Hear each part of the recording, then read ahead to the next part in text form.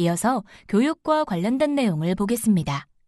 근로자의 직무 수행 능력을 배양하고 승진 기회를 부여하기 위해 사업주가 소속 근로자를 대상으로 실시하는 모든 교육 및 직업훈련에서 장애인 직원과 비장애인 직원은 동등한 기회를 부여받아야 합니다.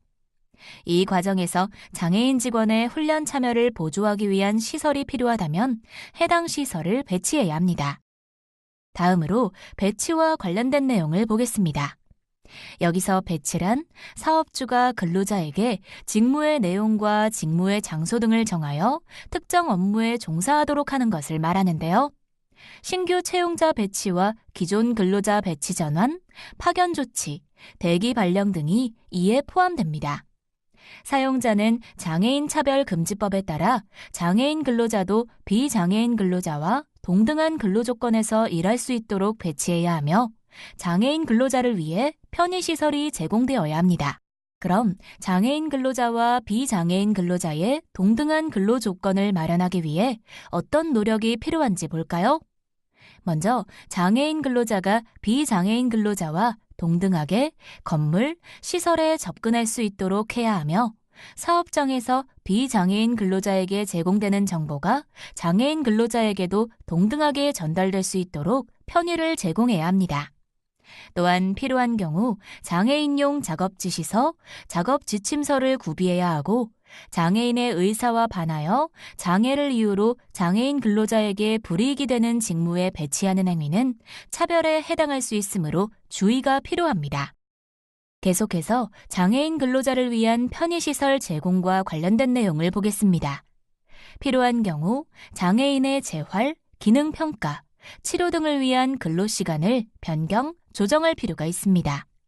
또한 과도한 부담이 없는 한 정당한 편의를 제공하기 위해 작업장 방침을 변경, 조정할 수 있고 정당한 편의 제공의 일환으로 직무를 조정하거나 직무를 재배치할 필요가 있습니다.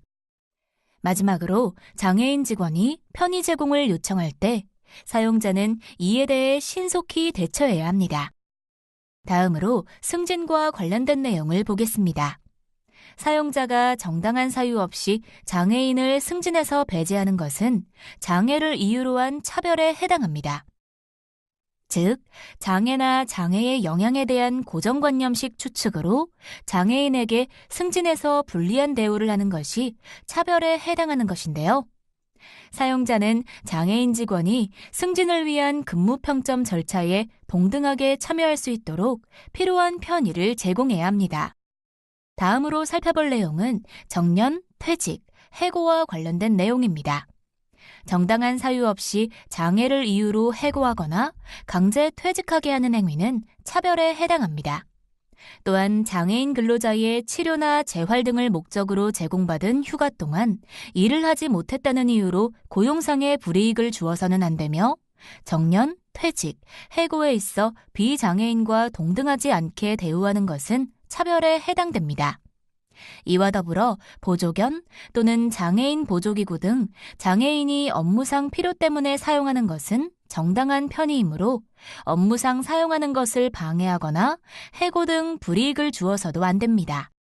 마지막으로 장애인 근로자의 조합 가입을 금지하거나 조합원의 권리 활동에 있어서 차별이 있어서는 안 되며 건강 상태와 장애, 과거의 장애 경력 등의 개인정보를 누설하는 것 역시 금지됩니다.